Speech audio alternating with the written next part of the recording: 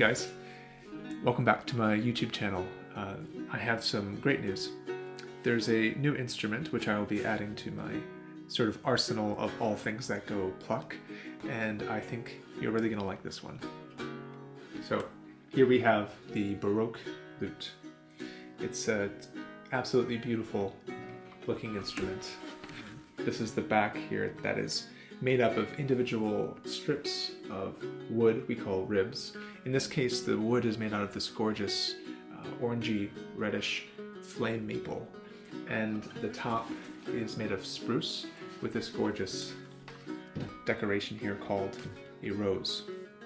The Baroque lute gets its name from existing in the Baroque period of music, which is roughly 1600 to 1750. It was popular all throughout Europe, but really blossomed in France. Now, the instrument has 24 strings, which is a lot even for me. The theorbo, as a point of reference, only has 14. Now, although it's true that there are 24, when this is played, it's really thought of as a 13-string instrument. And that's because each string is doubled. We call them courses. So there's 13 pairs of strings, and the top two are single. Those are called the chanterelles, or the singing strings. This specific lute was made by the French company Luth Doré, or the Golden Lute. They're a company that makes great quality lutes for a more affordable price. And if you're a classical guitarist and don't want to break the bank, but are interested in learning Renaissance lute or Baroque lute, this would be a great company to start learning. Now, the tuning of this instrument is part of what makes it so special. Most guitars or lutes are tuned in fourths, and it requires you to use your left hand to fret notes to make a chord. This instrument is tuned to a chord. So if I play the open strings, we get a beautiful sounding D minor chord. And that really opens up all sorts of new possibilities of left-hand fingerings because it frees up the left hand in a new way, allowing for new possibilities. So the D minor chord is really on the first half of the instrument, and the rest of the strings are tuned in a descending scale, which is actually exactly what the theorbo does as well. So from A, we get G, E, F, D, C. In this case, I have B flat and A. Those notes can be rearranged depending on the key of the music you're playing in. This peg box is so intimidating to look at, with 24 different friction pegs. So there are no mechanical gears. Those didn't exist until the 19th century. These are essentially like violin pegs. They're just held in with friction. Now, there's some alien-looking parts to this that are new to me, actually.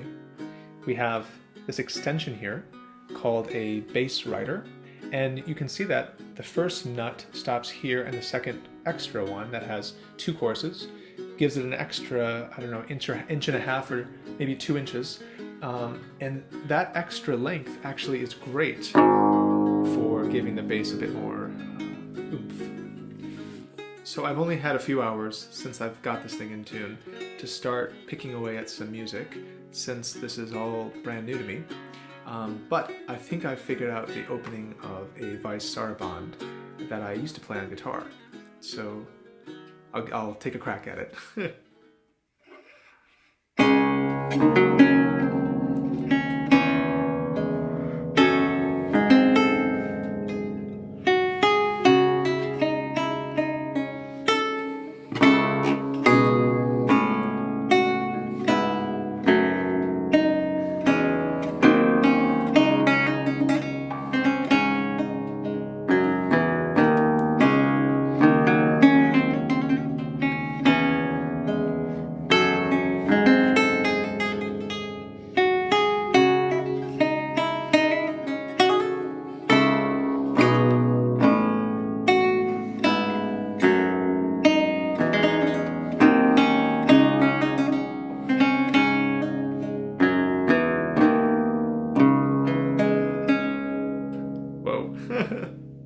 I'm sort of blown away by how this instrument feels to play.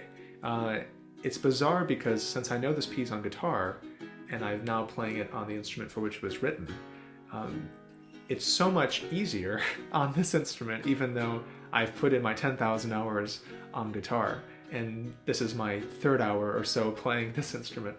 One of the reasons has to be because this is a D minor suite, a piece in D minor, and the instrument is tuned to D minor. I think another thing that changes the game is that because I have all of these open notes in the bass, I don't have to spend so much time in my left hand fingering those and trying to play a nice legato melodic line. They're just open, played by my thumb, which is really similar to what I do on Fiorbo as well. Besides that, I think the lower tension strings, in fact they're very low, I can really wiggle these around. On a classical guitar they're very, very tight, very high tension. The low tension strings on this really makes ornaments so easy and effortless. You get a sound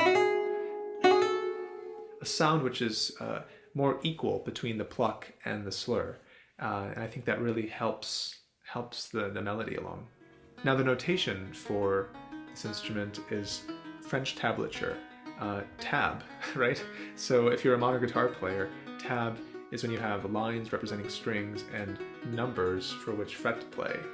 This is pretty much the same thing, except it uses letters for each fret. So A, B, C, D, E, F, G, etc.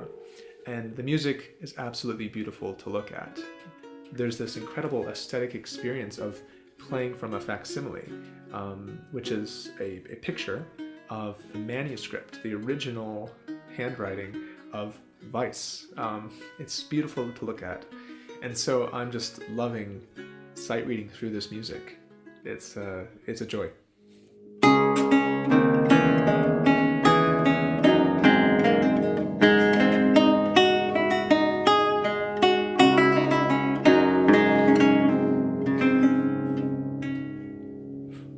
Whoa.